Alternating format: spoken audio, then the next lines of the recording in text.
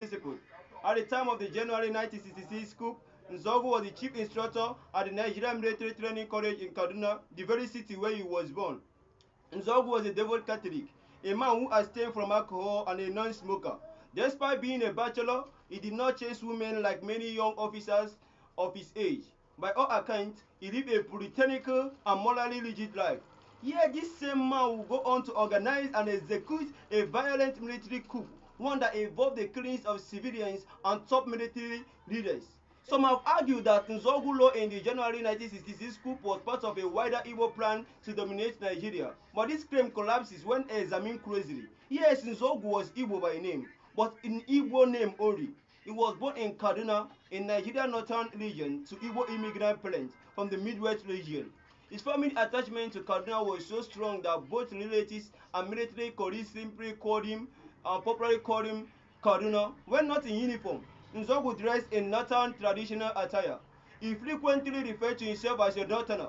He spoke Hausa fluently like a native, according to Fosit, and in fact spoke better Hausa than Igbo. His identity was so deeply rooted in the north that when his body was discovered during the Nigerian Civil War by federal soldiers, they removed it and buried him with full military honors. Let us ask ourselves, why did he kill? So what could drive a Bible-quoting, disciplined, morally upright young officer to assassinate the most powerful politicians in Nigeria? You know, there are northerners in the dead of the night. Nzogwu's own explanation is chilling in his simplicity. He said he wanted to get rid of Latin and corrupt ministers, political parties, trade unions, and the war clumsy apparatus of the federal system. To Nzogwu, bail loss was not currency, it was necessity. But let us check how did he become the sedition. You know, evidence shows that Nzeogwu had harbored deep anti-government sentiment for years before 1966. His commanding officer at the Nigerian Military Training College, Colonel Lav Soyinde, once reported him to Army headquarters for allegedly poisoning the minds of junior officers with anti-government rhetoric.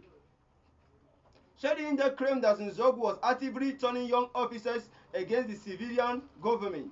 Nzeogwu himself was disgusted by Nigeria's electoral system, on declaring it is impossible to vote out a Nigerian minister.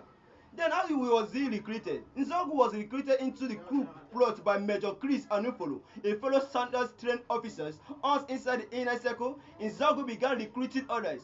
Nigeria former Defense Secretary Lieutenant General Theophilus Danjuma was aware of Nzeogwu's recruitment style and later described it